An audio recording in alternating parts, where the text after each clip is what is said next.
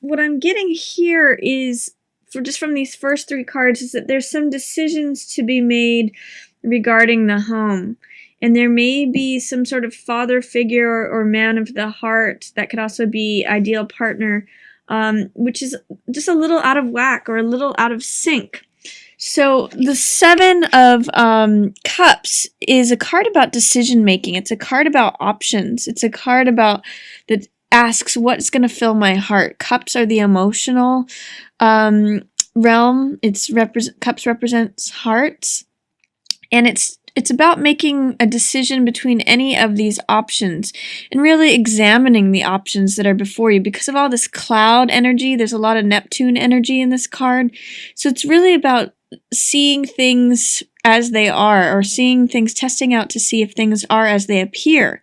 Because this is in reverse, it's telling me that maybe your choices are not what they appear to be. So there's some sort of evaluation of choices, and it may be in specific regard to a water sign. So someone who's Pisces, Scorpio, or Cancer.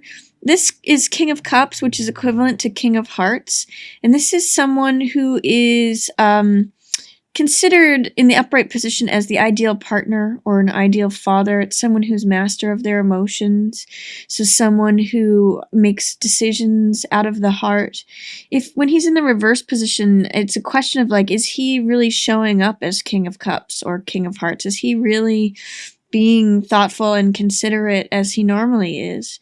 Or another meaning of this card can be in the reverse position, that your emotions are out of whack, or whoever is representing as King of Cups could be out of whack. So if you have a partner who is Scorpio, Cancer, or Pisces, or if that represents you Aquarius are going to be an air sign, but it's possible that this just may mean that your emotions are upside down regarding all the choices that are appearing before you.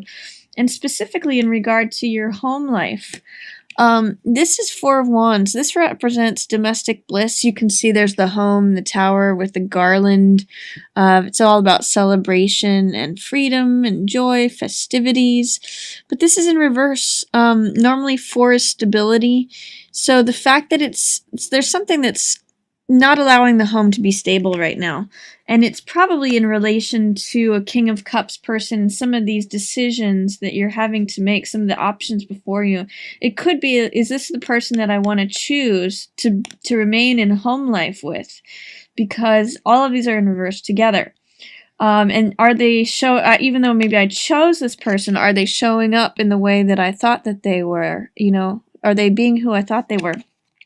And then there also is a Knight of Coins in play. There's someone who is, Knight of Coins is someone who considers the bottom line on everything. He is a Jack, so he is playful, clever, romantic, kind of a trickster, but he also, because he's the Knight of Coins, he considers like, what is the bottom line? I sometimes calls this my salesperson card. It's also the birth card of the United States, Jack of Diamonds, or Jack of Coins. So they can drive a hard bargain.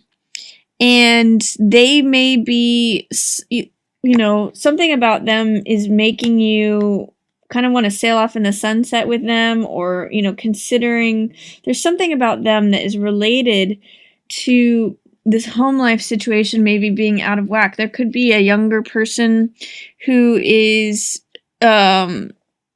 involved with the situation. This usually represents an earth sign like Capricorn, Virgo, or Taurus. So they may be playing a role at the beginning of the month in some of the decisions that you're making regarding the home and regarding a King of Cups person, perhaps a water sign person. Although this could be you, again, King of Cups in reverse can represent the emotional state being out of whack. In the middle of the month, you have some things going on with, looks like, gosh, you have two aces. So new beginnings. That's the center of the middle of your month. What these cards ask me is, are you allowing whatever new beginning to come about? That's only because they're in reverse. Ace of Cups is a new beginning of the heart. This represents joy and creativity. I call this card My Cup Runneth Over. And this card, Ace of Swords, is all about truth and clarity. So how is it that you can get clear on what will fill your heart? There's a real new double ace energy together. There's a real opportunity for a new beginning, a fresh start in the middle of October for you, Aquarius. And because they're in reverse, my question to you is going to be, how are you not receiving it? How are you blocking it? As you can see in both these cards, the universe is handing you handing you the sword of truth and clarity, and it's handing you the cup of your heart being filled. So, question to you, Aquarius, are you receiving in the middle of the month this new fresh start, new fresh energy that the universe wants to hand to you? It is handing it to you. Are you able to receive it? That's a great question to ask yourself in the middle of the month, because along with that comes great financial reward and luxury. This card can sometimes mean being self-employed. 9 of coins, as you can see, it's a card of luxury. That's one of the words of this card. It's all in purple, the color of royal robes. She's eating grapes. She's got a turban she's wearing gems and jewelry. She's doing falconry, which is a symbol of status in, some of the nations that are kind of ancient.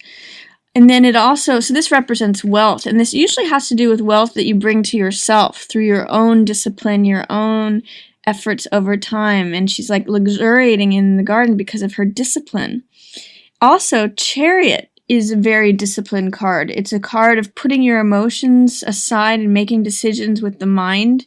It's balancing the passionate dark horse energy with the logical, reasonable white horse energy, and making firm decisions with the mind based on intuition and creating the correct direction, harnessing your energy for success, victory, and determination of the will.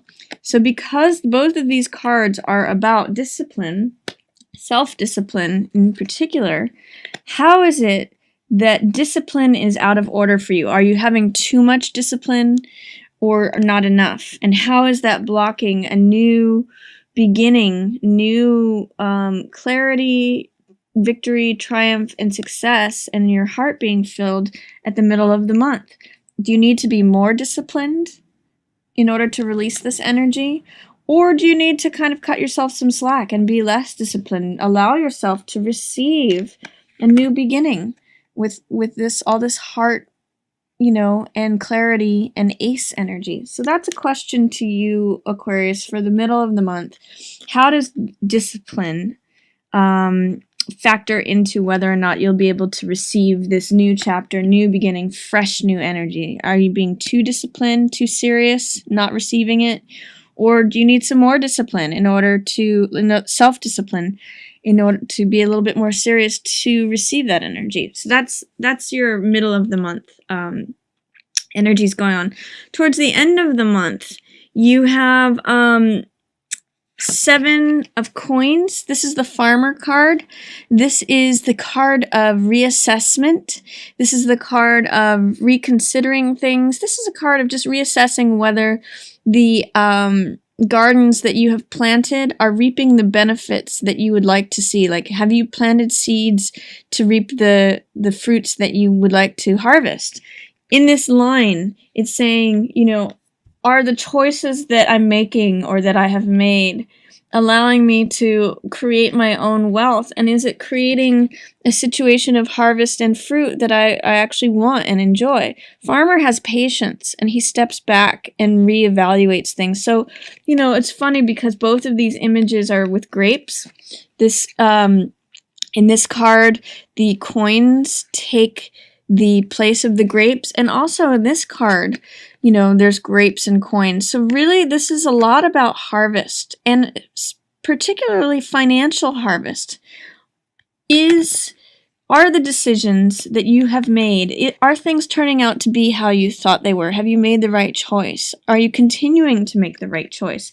The fact that these are all in reverse makes me wonder if you might take some time to be re-evaluating your choices in October. This may mean, is the money worth it? Are these grapes sour or sweet? That's a question you may want to ask yourself in October as well. There's also someone who is, this is the Page of Coins. So this may be a new job offer for you, Aquarius. Page is, enthusiasm, willingness, and he's considering the physical material world. So this is saying, is my lifestyle the way I want it to be? Am I making enough money? Is other money possible? What else is possible in regards to the physical realm, especially financial matters? And he's looking at this farmer. So there may be a way towards the end of the month in which you reassess your money situation, and you may want to consider a new way of bringing in income, or you may consider a new lifestyle. The way I kind of see this is that here's the farmer doing the things in the old tried and true tested way, but as he reconsiders, he may consider a new crop of seeds that he wants to plant. He may want to have something else that he'd like to reap, and this may be coming to you. This can mean new money. So, or it can mean like a, optimism or a willingness to consider other ways of making money. It kind of goes with this Jack. This is where the page starts off considering things, and then the knight actually takes action on it. So, that's happening for you towards the later part of the month, Aquarius. And then towards the very end of October, this is funny, around, Halloween time or perhaps the week before, you've got some 8 and 9 energy. This is, what this tells me is that you're being very cautious. You may feel victimized, but this is survivor energy, 9 of Wands. This is actually like the survivor card. I call this my Cool Hand Luke card because he keeps getting knocked down and getting back up, and he's willing to defend his territory. But he's kind of paranoid, and he's kind of wary, and he's like always looking over his shoulder to see who he has to defend against. And 8 of Swords is victim mentality. So 8 of Swords means you're surrounding yourself with thoughts that are keeping you stuck.